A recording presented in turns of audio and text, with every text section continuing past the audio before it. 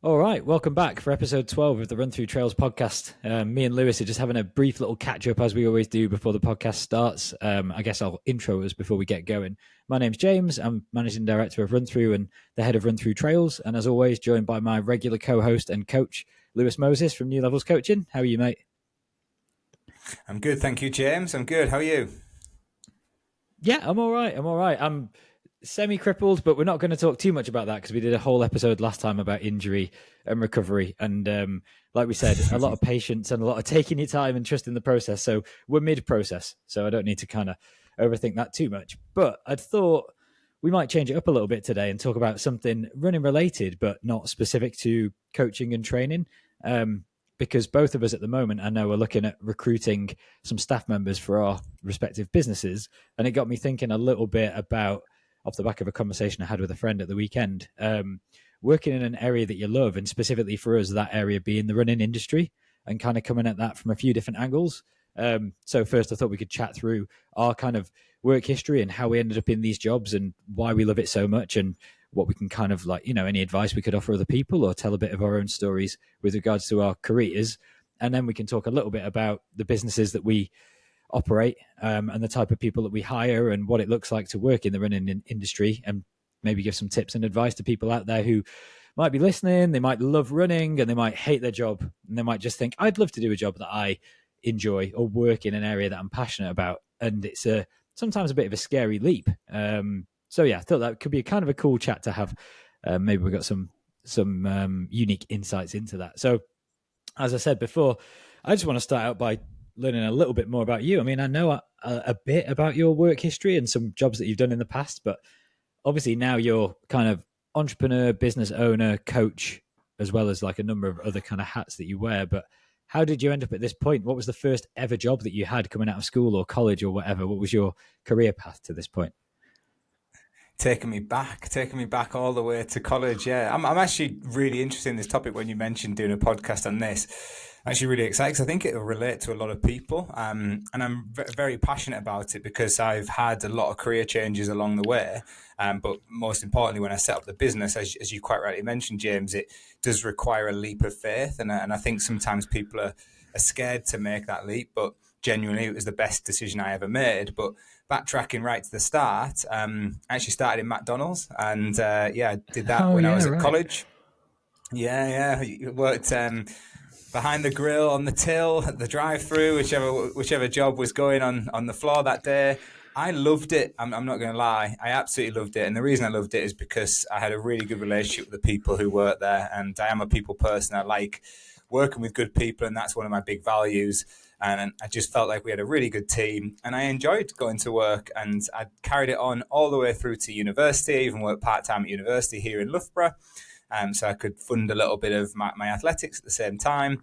But then at university is when I started exploring the coaching. Within my first 3 years at Loughborough, I started my UK athletics coaching qualifications. I think I knew from an early age that I wanted to go down that route. And that's probably the Gemma's, I guess, when Gemma is inputting on our coaching relationship, because obviously I coach my wife Gemma now, and we founded a coaching company. She always is quick to remind me that we first worked together on Star Trek Athletics when she was my boss, because Gemma was a lot more highly qualified than I was back then. And she was the lead on Star Trek Athletics, and I was the support coach. So that's where our journeys first started. And I always had a passion for coaching. But I went through numerous different jobs, and out of university was probably the main place of like where you're starting full-time work. I actually worked in special educational needs schools at first as a supply teacher, and the most rewarding job ever. It really put things into perspective for me. And at a time when I was running at such a high level, it kept me grounded, and I thought it was probably one of the best jobs I could have done, because it reminded me every day that I was very fortunate to be able to do what I did, get out the door and run when I was working with people who were overcoming obstacles that, I could never have dreamed of. So to me, just running hard wasn't an issue. When I saw what those young people were facing on a daily basis, they were just so inspirational. So again, loved that job and went to a number of different schools in that environment, from behavioural schools to SEN, and then eventually down to London and Teddington, where I combined both SEN with mainstream school as well, which I enjoyed. But ultimately, all roads led back to Loughborough, which is where I am to this day. I came back to work at Loughborough College, which is a place where I studied, Loughborough College and Loughborough University. And I started to work in elite sport, netball, hockey, athletics mainly, those few, and really enjoyed that environment and mentoring some of our next generation athletes who were very talented and working through what was an apprenticeship in sport and excellence at the time. It's now changed the framework to a diploma in sport and excellence. Worked my way up to kind of, I guess, a managerial level in that role and leading on the programs, which I really enjoyed. But I just felt I was a little bit tired by that system. I couldn't have as much of an influence as I wanted to on young people's lives. And it was still very curriculum driven in the educational side, but it was also there was also a lot of red tape from governing bodies, educational systems. And I just felt, you know what, I want to create something myself. So one day I went home to my wife, Gemma, and said, I've handed my notice in at work. And she said, what are you going to do? And I said, I'm going to set up my own business, coaching business. I just started coaching part-time at that point, having a bit of fun with that, combining it with my own athletics. And I jumped in the deep end. I got a part-time job helping as a fundraising manager at the charity we'd formed, and I loved that part of it. But very quickly, the business took off, and within a year, I was full time in New Levels coaching, and it's gone from strength to strength over the last 6 years now. We're now expanded, and we have, including freelance people working for us, we have almost 15 members of staff with the freelancers included. But we do have four full-time members of staff working at New Levels coaching. And it is my dream job, as you mentioned, James. I couldn't think of anything better for me to be doing than coaching as a full-time job. So, yeah, that's a little bit about me. But I know you as my athlete. I'm intrigued to get to know a little bit more about you. I've done an athlete podcast with you, but we've never really gone into depth with your work side. So, yeah, a bit of an intriguing story, I imagine. Yeah, no, definitely. But before we get to me, I've got some questions for you. Because I was just kind of listening through. I was aware of that timeline. We have talked about it. I know we've had the McDonald's chat for sure. You're definitely the most, like, I know quite a few people that worked at McDonald's, especially at uni, different friends and stuff, and they just did it because easy money. Well, not necessarily easy, but like money and a job that you could just get with no qualifications as like a young person. But you always talk about it with such like fun memories. I can tell that you loved it. Whenever we chat about it, you get all like lit up. I almost feel like you miss it. What do you reckon? From your point of view, because I, at the moment, interviewing quite a lot of young people for quite junior roles, and they might be recent graduates, or maybe they've done a bit of part-time work or a couple of years of work, and it could be anything from working in Tesco, working in McDonald's, working at a sports club, whatever. And sometimes they find it quite hard to answer some of the interview questions based on the experience they had. But I think no matter what the role is or how junior the role is, there's so many skills you can pull out of it in an interview, or like, to apply to other parts of your life even. So what would you say were like the biggest takeaways for you from that first career in McDonald's, and why did you love it so much? Like, what skills did you leave that job with that you still think serve you well today? Yeah, that's a really good question. The first thing I'd say is my mentality. I think maybe how I was brought up, and the culture and the environment I was brought up in. When I was in work, I was there to work. So even when things were quiet, I would go to the bosses and the managers who were on floor level on the day, and I'd say, what else do you want me to do? I didn't like standing around. I didn't like being bored in work. For me, that's dead time. There's something that can always be done. So I always remember the managers saying, like, really early on, oh, it's a real quality that you ask for things to do. And then eventually I learned, what things did need doing. But at the start, I always was keen to learn. And I think that is a skill that anybody going into any job should never bypass that skill. Learn as much as you can, as quickly as you can, and take things on, observe, ask questions, and don't be afraid to explore. But then one of the big skills, I guess, was take initiative. So I learned quickly that I guess I liked being a leader. I liked being in teams where I was a leader, and McDonald's did provide me with my first opportunity with that. I quickly became like a staff trainer and kind of started to go up the ladder. And I think that's probably what I liked about it. At such a young age, I started to see progression. But I also used to see little challenges within there. Like we used to have like records of how quickly could we get out on a night, how quickly could we finish the close down, how quickly could we get the washing up done, all these little things that I was like, no, nobody's having my record. I'm proud of that. But also I was very proud of like how the store looked. And, for me, I just think you should always take pride in your work. And then I've carried those skills through all my jobs I take real pride in what I do. And when I'm in work, I believe I'm there to work. And I think those are very basic things, but I do think they go a long way. And when people come to me and they want a job and they want to work, I'm almost looking for those skills as well, those basic qualities of 100%. Yeah, I can see everything you've mentioned there and how that would, 100%. Like they're the exact kind of things I'd want to hear. And I can also see those in you as a person and how they would then apply to running a business. So going all the way from working at McDonald's doing basic stuff, but taking it seriously, doing your best, asking for more to do, always looking to improve things, being proud of what you do, kind of wanting to be a good team player as well, like making the place look good. But then also that competitive kind of gamification. That's quite cool that they had little records for stuff. I'm thinking how we can do that now. At RunThrough, but just to make things into a little bit of a game and get people excited about it, because we've got a lot of competitive minded people. So yeah, I mean, that makes all the sense in the world, and interesting. And then so going from there into the teaching job and the special needs education side of things, and you also mentioned then about the coaching role that you went into at Loughborough after. And you made a comment of something like you couldn't have the impact on the lives of young people that you wanted to because your hands were a bit tied by red tape or bureaucracy, and you just didn't feel like you could do what you wanted to do. But specifically with regards to affecting the lives of young people and helping kids, which obviously ties massively into the teaching. And I don't think there's really, probably nothing that's quite comparable in terms of impacting people's lives when they need it most, educating like young kids with special needs. So where does that side come from? Like, obviously you're an empathetic person who cares about people, but like, what's the background on that? Because there's definitely a thread there. Yeah, I think I first went into teaching on supply, I'll be honest, to combine it with my athletics. So I thought I have the flexibility to choose when I work. And the first school I went to was a special educational needs school.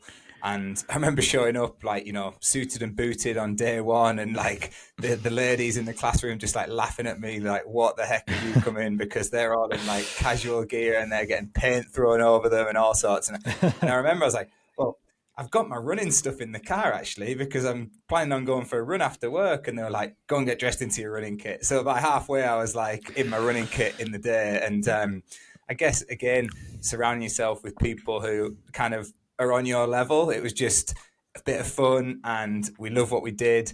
But I think it was just very rewarding. You could see the impact you were having, and that was a big thing for me. So within those school environments, I could see the impact I was having. And there was just early on in that career, I got to work with a very challenging individual.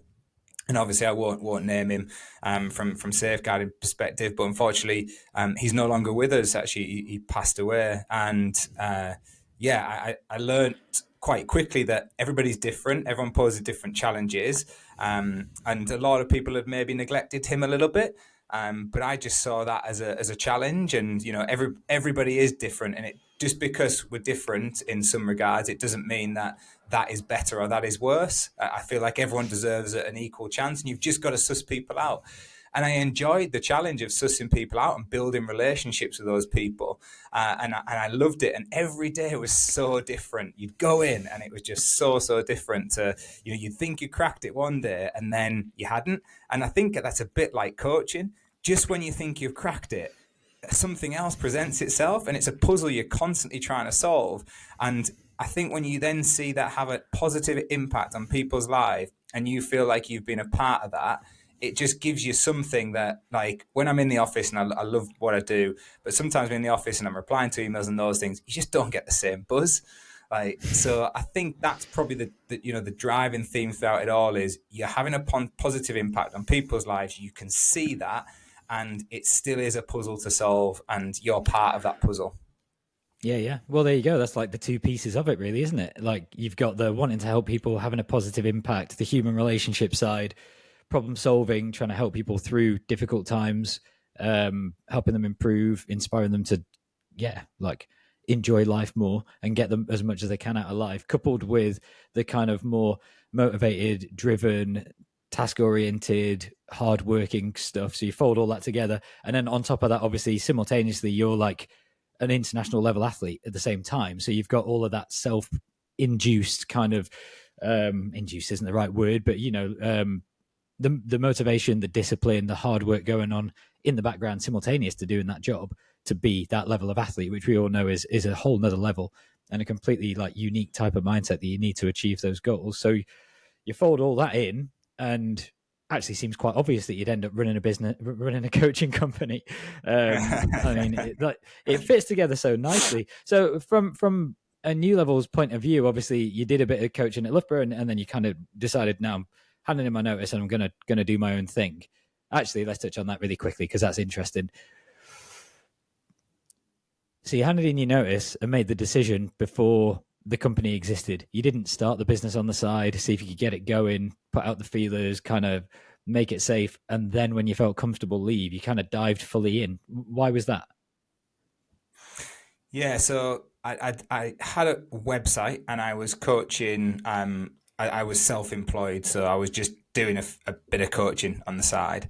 Um, and without going into too much detail, I went into work one day. I was disagreeing on certain decisions, but it had built up over time, and I'd become, I guess, I'd had my eyes open to the fact that I was only ever going to get so far, and I could only have so much of an impact.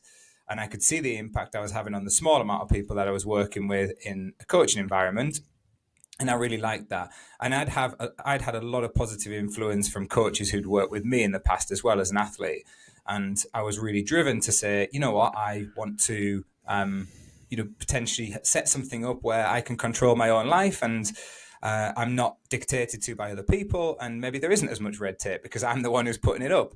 So I decided, you know what, there isn't much safety here, but I do have a part-time income from the charity, which I was helping with at the time, with the fundraising side of that. So I had a little bit of security, but I didn't have the first clue about business. I was like, I knew everything. Oh no, not tell a lie. You never know everything. I knew a lot about coaching, and I was quite confident in my coaching ability.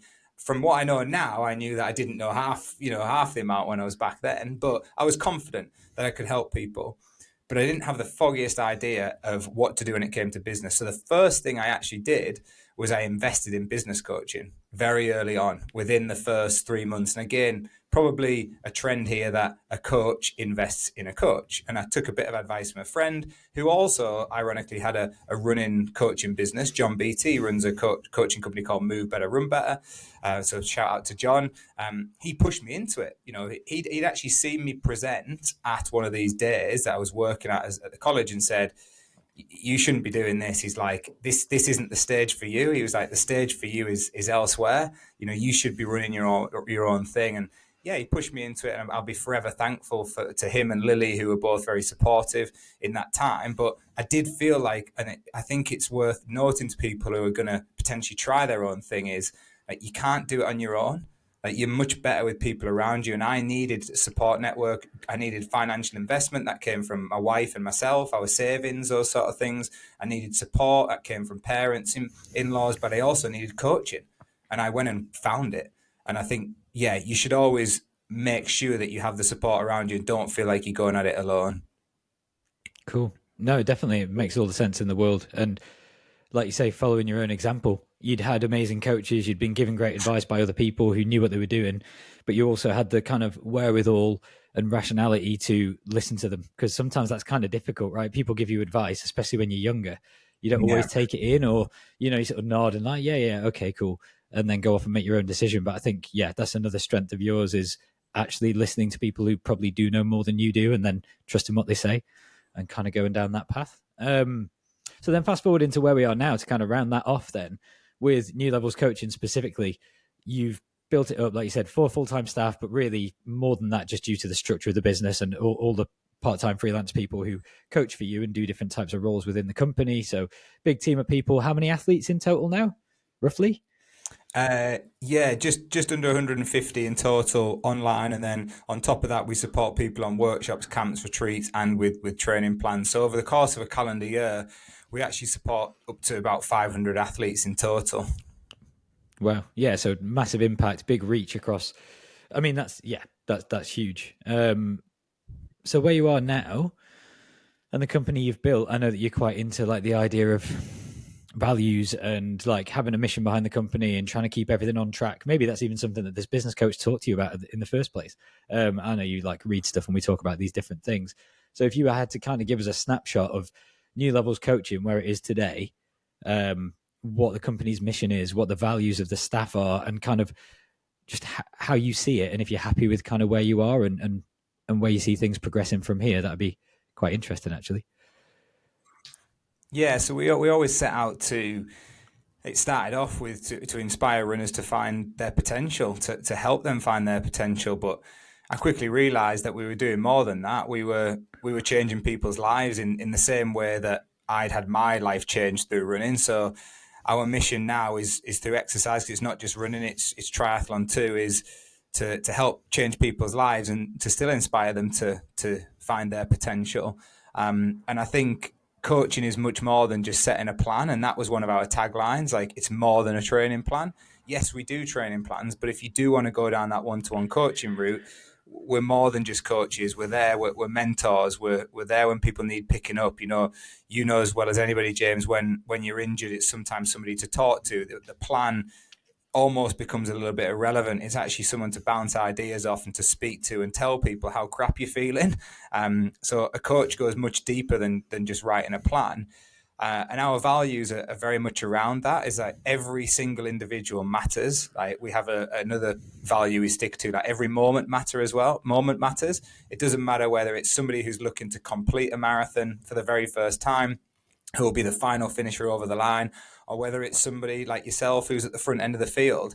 Every single moment matters to us, and every single moment is celebrated equally. And we are big on that.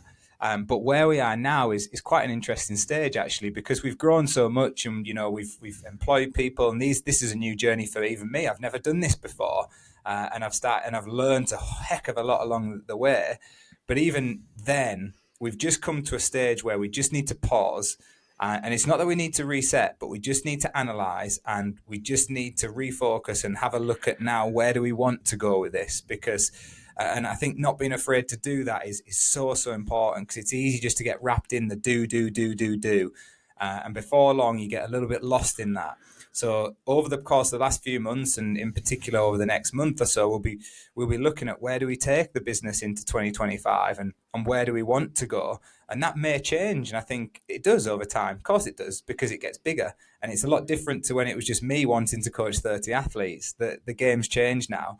But what underpins that, as you quite rightly mentioned, is your values. You should always stay true to them, and our company values will always stay the same. Every moment will matter. We treat every person as an individual. That's so important to us, and we do aim to inspire people to change their lives through the power of running and sport, and we want them to find their potential. But where we go in terms of the direction and strategy of the company might change a little bit, and that's exciting. But Definitely. it's taken a lot. Yeah, it's taken a lot to get that stage, and I'll probably rely on people like yourself and Matt and Ben and close work colleagues who I'm probably going to have to learn from again now, and new mentors. And I think that's really important to say.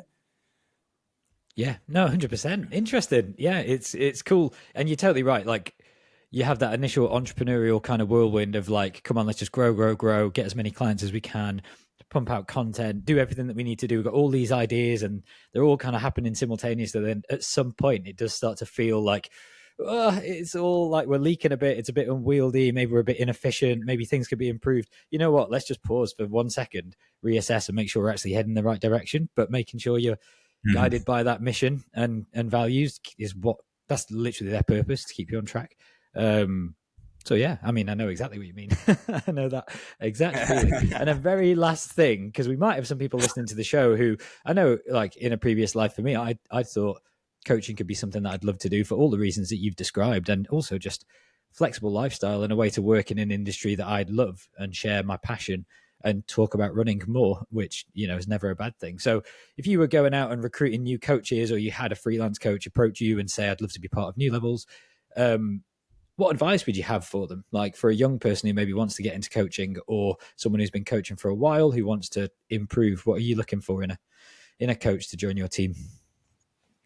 Yeah, that's a really good question. And currently, we're in the process of looking at recruiting, funnily enough. And we are not actually looking for a freelance coach this time. We're looking for somebody who would play more of a full time role within the business, within NLC. And we're also looking for somebody who would come in on the run a retreat side as well. So somebody who's more on the operational side, combined potentially with a role at events in RunThrough. So we're looking for different qualities across the board. But with a coach, I would say my biggest thing to a coach is be curious. You know, I've learned so much over my, you know, however many years it is in coaching now, but I've learned more over the last 2 years than I've ever learned. And that's because I've become more curious. I've read, I've listened, I'm prepared to take on feedback. I've made the mistakes, and I've learned from those mistakes, but it's all from being curious. It's not been by being set in my ways. So be curious, but also don't be afraid to fail. And it might be that you don't think you're a coach, or you struggle with confidence in those things, but you can learn from people. And every coach has different skills. Like, I come across as quite a confident coach. I know that I can deliver, I can stand in front of people, I can talk. But there'll be other coaches out there a lot quieter than me, and maybe they excel in other areas, like their planning is better.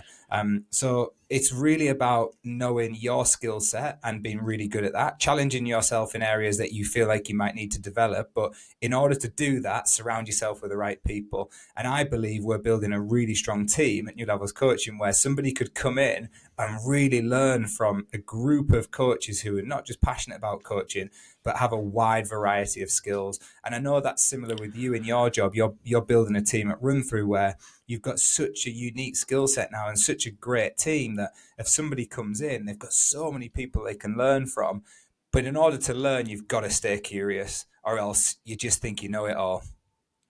Yeah, cool. No, it's great. It's really interesting. So, some wise words there for any of you thinking about a career in coaching, or looking at how you can improve in any career. I think that's absolutely true. Open mindedness, curiosity, like forever being a student of whatever it is that you're trying to improve at. Um, yeah, essential. Absolutely essential. Okay, cool, nice. Cheers for that. That's I've learned a little bit there. Yeah. Um, okay, so turning onto me, I suppose. So yeah, let me just orient myself a little bit. So I guess the background for me initially revolves around the family business. So my great granddad was a Scottish guy who was a professional footballer. He came down from, I think he was like Edinburgh area, to Crewe to play for Crewe Alex Football Club, and got injured and was down in Crewe, had a load of kids, and thought, like, what should I do? So he started a scrapyard in Crewe, called Houston and Sons Limited, because it's my grandma's side of the family, so like that maiden name disappeared and now it's Tilly, but that's a different part of a much longer story. But they were the Houstons. That was my kind of family. So he passed it down to his kid, and then his kid passed it down to my dad. So this business has kind of always been in the family as long as I've been alive. And essentially, there were a number of different scrapyards. Some got sold, blah, blah, blah, blah, blah. And there's one that remains in Crewe, Houston and Sons. It was my dad's company. And then essentially I kind of worked there part-time as a kid. All my mates did. Like, my dad was coach of the rugby team, so yeah, all the other guys who wanted to earn a few quid, it was like £5 an hour to come and sort through scrap metal on the floor on a Saturday. But it was one of those cool sort of jobs where it was sort of gritty, hands-on manual labor, but pretty fun because you're smashing car windows and driving around in forklifts. And so it's like kind of fun, but proper graft. And being around guys who that's what they've done for their whole career, driving lorries, driving forklifts, stripping metal cable for decades in a big cold metal shed. And that vibe of person. So I learned quite a lot from those guys about just turning up and doing a job because you need to do a job. Long days, starting at 8 in the morning, finishing at 4:30, starting in the dark, finishing in the dark in the winters, freezing cold, just hard work. But I enjoyed it. I really, really enjoyed it. And it was kind of cool because it was like the family business. So it was a cool thing to be involved with. And then I went off to university and studied physics because I always liked science and maths. And it was just something that I was interested in doing. And I really enjoyed it. But when I left university, I kind of was sick of being skint and wanted to make a bit of money, really. And I looked at some graduate schemes and things like that. But my dad was also looking to try and retire at some point in the next kind of 5 to 10 years. So he made the offer of, would you want to come back and take over the family business? So to me, seemed like an opportunity to not kind of miss. So moved back and worked at the yard for about 6 years with my dad, learning a lot about how to run a business, specifically that business. But at the time, I didn't really recognize all the lessons I was learning. But thinking back now, I learned so many different things about just doing deals and negotiating prices. A lot of it was people bring stuff into the yard, you negotiate price, you buy it from them, and then you sell it for more, which is such a basic business principle in negotiation, having awkward conversations, dealing with kind of sketchy characters, right? It's a scrapyard. This was when you could still give cash for scrap. I used to go into the bank every week. No. Used to go into the bank every day and get 20 grand minimum in cash out of the bank and walk across the town square in Crewe and drive back in my car. And it was probably a little bit sketchy. And it was, so yeah, that type of vibe, dealing with a lot of kind of, sketchy characters, let's just say. And then there was all that kind of uproar a few years after that where people were stealing lead off church roofs and bronze off gravestones and all sorts of weird stuff because the value of scrap had gone up so much. It was a big thing for a while, or at least in my world, in the niche scrap metal world. So a load of legislation came in and you had to take people's names and addresses and registrations and pay electronically, and we had to implement all these new systems. So I learned a lot there because that was a new thing that I implemented that changed the business quite significantly. So I learned a lot about process and adopting a new system of doing things. And anyway, long story short, some other life stuff went on that we talked about in my kind of personal history before, but I ended up leaving that job because it just wasn't for me. I wasn't passionate about the industry. I didn't really enjoy it. Went traveling, ended up back in the UK, and then kind of went on a run of a few different businesses around travel holidays, ski holidays, guiding, essentially trying to facilitate a lifestyle of living in the mountains and doing something that I loved, which was exciting. Some worked, some didn't. There was Descent Travel, which was a travel business that me and Nicola set up when we lived in Chamonix, which kind of flopped because we didn't really understand anything about business. Like you said before, we just dived in with, a limited understanding of the industry. And then I started a company called the Splitboard Collective, which was supposed to be guided trips, very much like what you do with runner retreats now with the Morzine camp and stuff, but for ski touring and splitboarding. And me and my mate Tom were trying to do that in Iceland and different places. Again, more of a passion project and a fun kind of thing to do than something that was a viable business. I think there was a business in there. We just went about it immaturely, really, and didn't plan properly. And all this led down the road of, okay, actually, I think what I really want to do is be a ski guide. And so to do that, I have to live in all these different places and start doing these different courses and invest kind of, I don't know, quite a lot of money, £10,000 plus probably over the course of a few years in courses and travel and training and stuff to become this qualified mountain guide, ski guide kind of character that I wanted to be. And again, it was just about working in something that I was passionate about. And that's what took us to Japan, to Canada, and basically ended up with us settling in Squamish, just outside Vancouver, where I finished some of my ski guide qualifications and actually started working as a guide, which was a massive thing. I was the first AMGA certified ski guide from the UK. I was the first, I think, UK based splitboard guide who was qualified through that system. It was all random. It wasn't really something that I should have been doing. I had no background in it. I'd only started skiing when I was in my early teens, but I just absolutely loved it and I lived and breathed it. And it's all I wanted. I was just fully focused on doing it. And that's kind of what led me to running, all the training and stuff for that. And then we had a baby and we moved back from Canada because it was COVID. And actually, the career I was in was a bit dangerous, probably didn't have that much earning potential. Where we lived was very expensive and it was the other side of the world. So all those compounding factors meant that we decided to move back to the UK.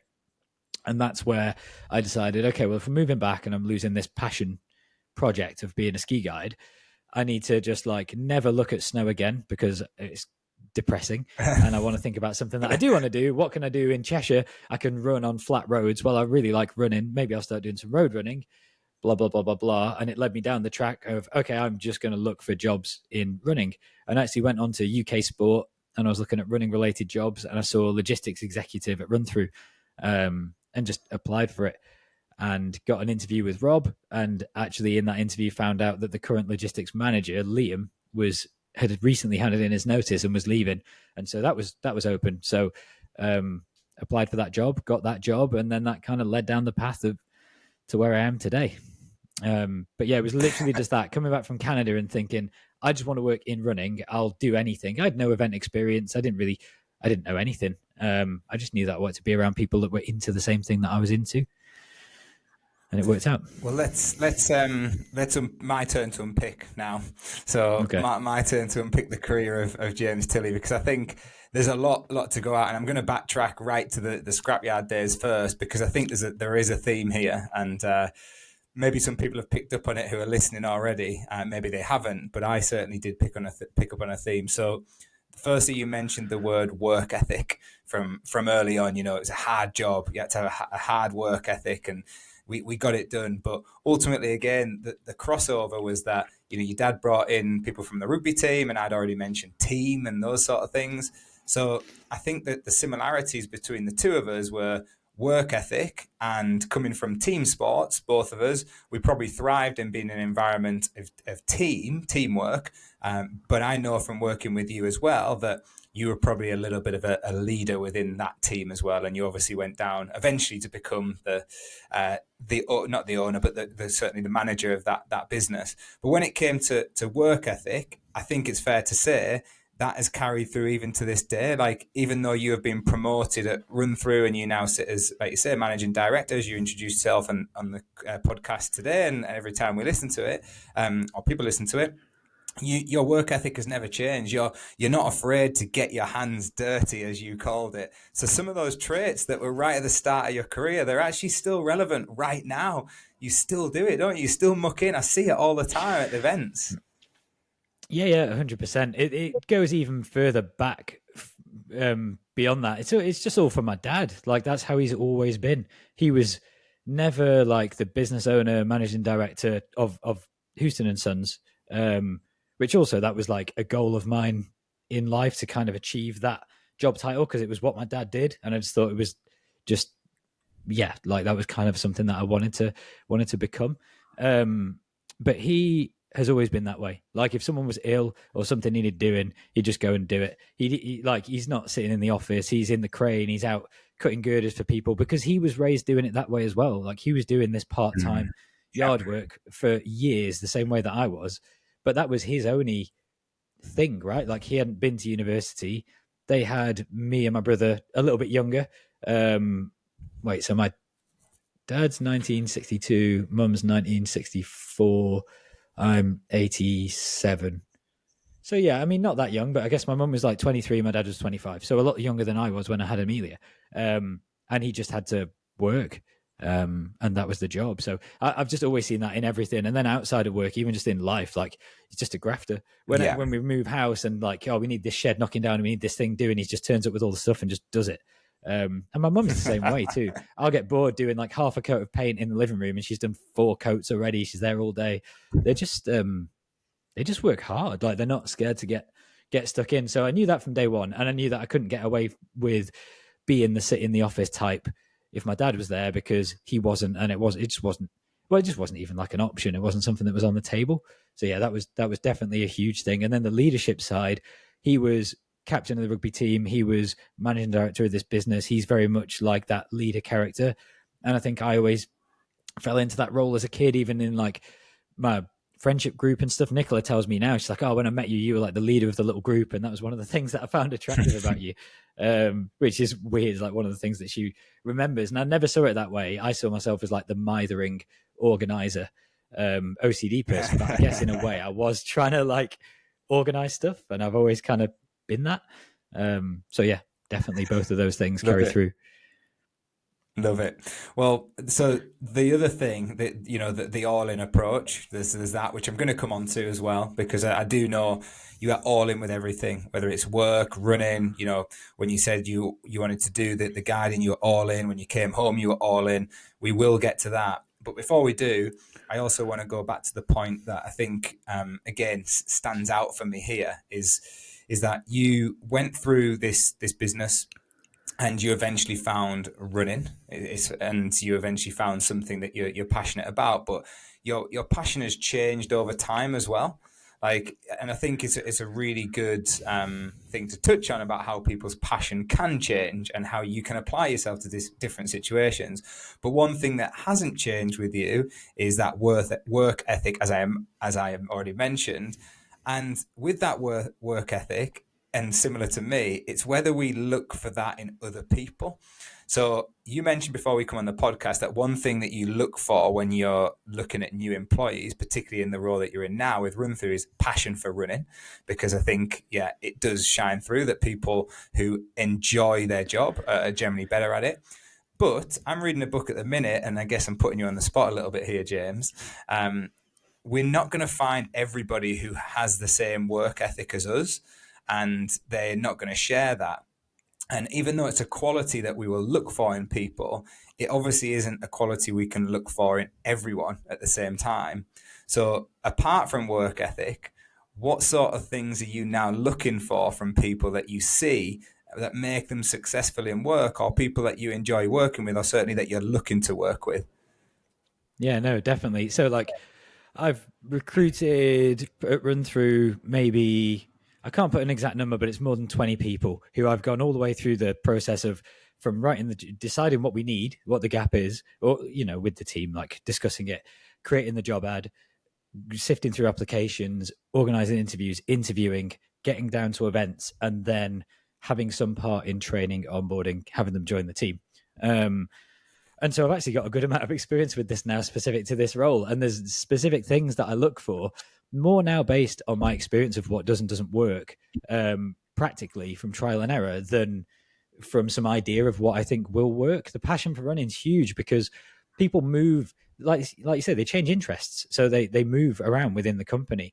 You might find actually that they're stronger at a different thing that makes them better suited to a different role. And we shuffle people around all the time. When it makes sense to do so. You never want to as a business owner or business operator because it's kind of wasteful in terms of the investment in training someone to then change what they do. But you'd rather keep a good person, and you need to make sure that they're in the right seat doing the best thing that they can do, both for their enjoyment, but also for like productivity, obviously. So the passion for running is important there because no matter how crap the day is, that you're having at work, if you really love what you're doing and you feel like grateful for working in this industry, then you're going to stick it out. You're still going to try hard. You're going to make more effort. So that's huge. It really is just like that's a big thing. Not a requirement, but a big thing. Hard work, yeah, you're right. Like not everyone's going to have the same level of work ethic, and you can't expect that. And I think that comes with a bit of experience and maturity as well. Is you're not looking for yourself in everybody else. You need different people to build the team out. Yeah. So the other things that I look for really honestly is a culture fit more than anything. I don't really even care what experience you have. I care about what the conversation's like when I talk to you. And if you're engaged and if you ask sensible questions, and if you seem like you are excited about the opportunity, and then I really, really just highly value how I think you will fit in with the team of people that we have. Because again, if you're going to fit in from a personality point of view, first thing, like one thing I'll touch on there, this is something that's massively important to me. In all the jobs that I had previously where I didn't have the recruiting power and the final say on whether or not someone's going to join the team, because not many people have that. No. You're kind of like you are trusting the management and the upper level members of the team who do the recruiting to bring the right people into the team. And to me, it always stressed me out. Like if I'm organizing a party or a get together and a friend is inviting someone else that I don't know, there'll be a level of stress for me of like, who's this person? How's that going to change things? Should they be coming? Are they going to fit in? And it's probably too much. I need to just chill and meet different people. But that is part of how I've always been. So how that applies to a workplace is like, we've got this good thing going with the team, but then there's this guy over here who I have no control over, who's going to hire someone. What's that going to be like? Who's this person going to be? How's that going to change my interaction with my team and like my life at work? So that's a roundabout way of saying the most important thing to me is making sure that our existing staff love what they do and maintain the culture and the dynamic on a personal level that they have, because that is something that we've got an incredible level of RunThrough and one of the best things about the company. And so, if I'm totally honest, that's the most important thing. I actually don't even care about the CV. I'll scan down it to see any interest in running, any passion for sports. Yes, I'll look at experience. Obviously, it matters. And if you have that as well, then that's really important. But more than anything, I'm looking for a fit with them, with the people, because I care about them and I want them to like who we hire. I mean, to be honest. Nice. Nice. I like that because, yeah, it comes back to culture and values. And if we can't stick to those, then we're not being true to our word. So that's a really good way of putting it. I'm going to go to the all in part, but I'm going to apply it more to the job role now because, you know, as you've mentioned earlier on in the podcast, there's a really good episode, if you've not listened to it already, that James and I put together about James's background and his story in running. And I think that covers the all in from the running side pretty well. So I would encourage anybody to go back and have a listen to that. But I want to touch on the work side because no matter what job you've applied yourself to, whether it was right back at the start in the scrapyard, whether it was setting your own company up, whether it was the ski guiding, it's always been a theme that you have been all in, and I do see it in everything that you do, and it is a real quality that you have. And I've also seen it applied to your job. And what I find inspirational about that is with me, I find that it's not easy because it's never easy, but it's my own business. But when you find people like yourself, and you bring people into a business and it's not their business and they are all in for that business, it is so important to the growth of a business. And I know the growth of RunThrough now, particularly on the RunThrough trail side, is down to your passion, your energy, your drive, but you being all in on that as well. It wouldn't be possible without that. So I guess my question to you is like, where does that come from even now with it not being your own business anymore? You know, you've had your own businesses in the past and you've worked in a family business, but this is nothing to do with your family and it's nothing to do with you. So where does that inner drive come from?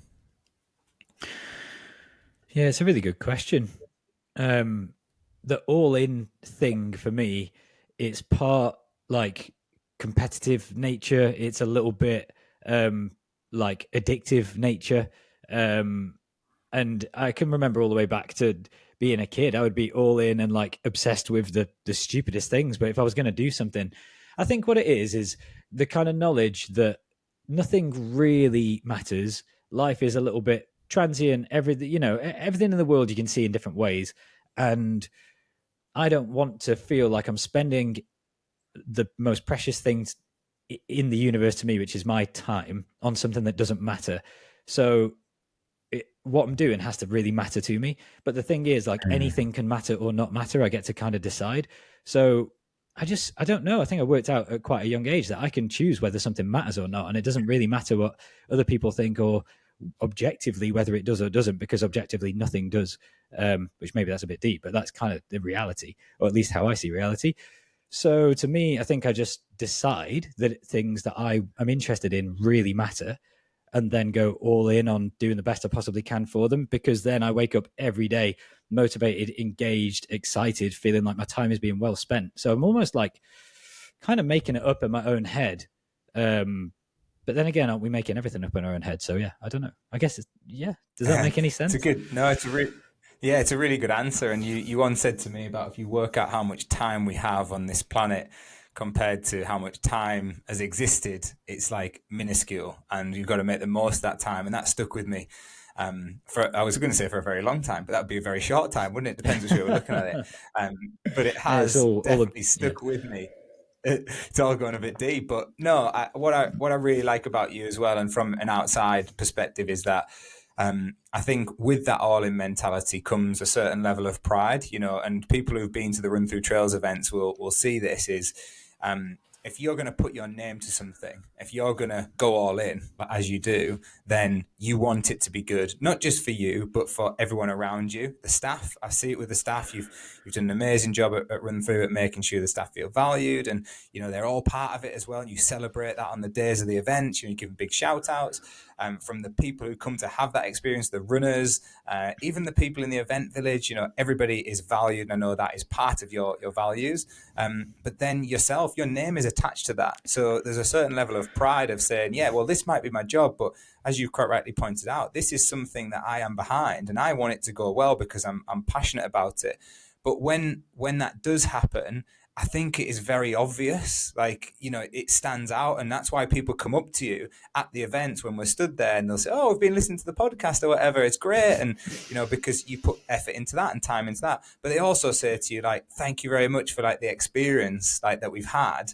But it doesn't just come from just putting an event on. There's got to be that level of passion behind it and that level of, all in. But it's also got to have the right team. And I think just from what you've said today, your team has been a big part of it, but you've been building that right team. And not just that, you've been very good at making sure the team stays aligned. So even though you're a very individual player in an individual sport, you have the qualities that can lead a team. And maybe that comes right back down to the start. What Nicola saw in you right at the start, the leader in you that she went for. Maybe. It's a weird thing, that leadership stuff, because it's an odd thing to say about yourself or to even think, but it is something that's important, I think, in the jobs that both of us do, and for a lot of people on whatever level that might be. And it's not that it's a better or worse thing to be, but it is an important thing that's needed. And I always think back to leading by example being such an important thing. Mm-hmm. And you said about mucking in and getting stuck in, and there's loads of different ways that you can do it. One way is what I used to talk about with my dad. If he's going to ask people to graft and do massive days work in tough conditions and whatever, and then shy away from it himself, it's probably not going to go down too well. So you go and you get stuck in and you help out when you need to help out, and that gets a lot of respect from people, and then they're going to be more bought in. But then the other side of that is, if you show the team around you that you truly care about what you're trying to do and you're proud of it and you want to put your name against it and you're willing to stand up and put your face against this event or whatever it happens to be and say, I've tried really hard with this, I hope you enjoy it. It's not to then be benefit from praise. It's just to almost a way to hold yourself accountable and make it even more real, that you are then going to put that extra flag in the ground or take the extra time to make sure that volunteers checked in with and had a good day. And if you do that, then the people you work with see you doing that, and then they're more likely to do that. That's another way of leading by example, is just showing I really do care about this, and I really do buy into our mission of inspiring active nations through running and all of our core values. It's not bullshit written down on a page. It's real for me. Is it real for you too? And it is. So I think that it works for sure. Brill. Well, to wrap it up, I guess, if people want to be part of that strategy, that vision, inspiring an active nation through running, and I know as well for RunThrough to be known by every runner in the world is a big objective of the company, and that's why you're starting to go abroad. But I believe RunThrough are hiring quite continuously at the minute, so there's some jobs coming up. I think you're interviewing soon, aren't you? Yeah, I mean, we're always seemingly recruiting. Matt and Ben won't want me to to put it like that, but we are pretty much constantly growing, which is great. Obviously, right now, we just had 2 new members of staff start in the office this week, in the South office, but we are currently recruiting for an operations venue manager in the North and the same in the South. So 2 pretty senior roles who are going to manage events as well as deal with our event venues. So yeah, really valuable new additions to the team there. I've got a load of interviews actually tomorrow afternoon for the South role, and obviously looking for the North role as well. And some other bits and pieces ticking over in the background. We've recently just had another addition to our marketing team in a PR and comms manager hire, which we're pretty excited about. So yeah, it's adding more capacity to existing roles as well as adding new roles as the business grows and kind of absorbs more things that we would normally outsource that we now are just going to do in-house. You also touched on a role that we are potentially looking at combining on, which would be this runner retreats operational role, who also could come along and work in the event village at some of the RunThrough events in the Midlands. So yeah, loads of exciting stuff going on. I mean, all of our jobs get advertised on LinkedIn on the RunThrough page. We often put things up on Indeed, and then we have careers links on our website, and we share them on socials as well. But even this is another piece, like if there's no job advertised, but you just really want to work for RunThrough, you really want to get into the industry, just email us careers@runthrough.co.uk. We'll always look at it, and I'll always get back to people and store them and come back to them, because recruiting's hard, and scanning through 300 applications on Yeah. LinkedIn is a ball ache. So anything that makes you stand out and shows that you're truly passionate and you want to be a part of the team is going to instantly get me interested. And same for the rest of the team. So that would be a big piece of advice. I mean, from your point of view, Lewis, to round things off, if anyone's listening and they Yeah. want to get a job in the running industry, whether it's coaching or even it's just something that they love, like what would be a couple of bits of advice after this conversation we've just had that you would want to give to people about pursuing their passion and maybe getting a job in the running industry? Yeah, so particularly with coaching, what I'd say is, yes, passion goes far. I think that the experience is so crucial. I spent a lot of time learning from coaches and going and doing work experience and that type of thing when I was at university because I wanted to learn. And I think that is so important. I don't think people put themselves in that environment enough before they go into work. So if you're thinking about it, why not reach out to a coach? Genuinely, I am very open to people coming down to our sessions, watching, observing, and the skills you pick up and the things you learn are vital. But also, when you're then applying for things, it's like you are a bit more of a standout than just a CV that you want to be a coach when you've actually had experience on the ground of learning. So put yourself out there. Don't be afraid to do that. Go and get some experience. And similar to what you just said, James, like, don't be afraid just to reach out. Jethro, who works for us at New Levels Coaching, he sent me a really good PDF via WhatsApp, and we didn't even have a job role advertised. And he came through the door and said, right, we might be able to give you a part-time job. Because I then liked what I saw and he did a bit of work experience with us, I thought, right, we've got to make him full-time. So we made him full-time. And we found a way to do that. We didn't have a job advertised. So put yourself out there. If you're genuinely passionate about it, if you want to make it a career, if you want to go after it, take that leap of faith and people will see it. People will see you stand out from the crowd. So yeah, that's my biggest bit of advice. Yeah, I totally agree with that. That level of commitment and that genuine kind of, I just really want this. I don't care what it is. I'm happy to be, you don't, this is a weird thing to say. I don't really mean it. It has to be this way. But people who will say, I'm happy to be underpaid. I think I'm overqualified for this role, but I just love the industry. I'm coming from a different place and I just want a foot in the door, want to prove myself. I want an opportunity to learn. You hear those sorts of things and it's like, that's a massive plus. And I think to add on to what you've just said there, Lewis, for RunThrough specifically, if anyone is listening and wants to get a job at RunThrough, another way that we kind of find a lot of our staff is through people who've marshaled at events, because it shows an actual genuine interest in wanting to get involved. So if you take the time to apply to marshal at an event, you rock up, you introduce yourself to the team, you do a really good job, that gets remembered. And it is so much more easy to suggest someone. I'll drop a CV in our like national team chat and say, hey, what do you think of this guy? And if someone says, oh, they've marshaled an event, they were really good, straight away they're getting an interview, because it just is people. It's all about people. So yeah, get down to an event, marshal an event, volunteer at an event, introduce yourself, send us an email, send us a DM, send us a message on socials, whatever it is. If you really, really do want to work for us and you're passionate, we'll always have a chat. And like you say, we'll find something for you to do, because good people are difficult to find. That's another good point around that, James, is people also learn if it's right for them by doing that. And I'm a big believer in that. Is like, you then find out if that's what you think the role is and is this for you? And if you still love it, then you've got your answer.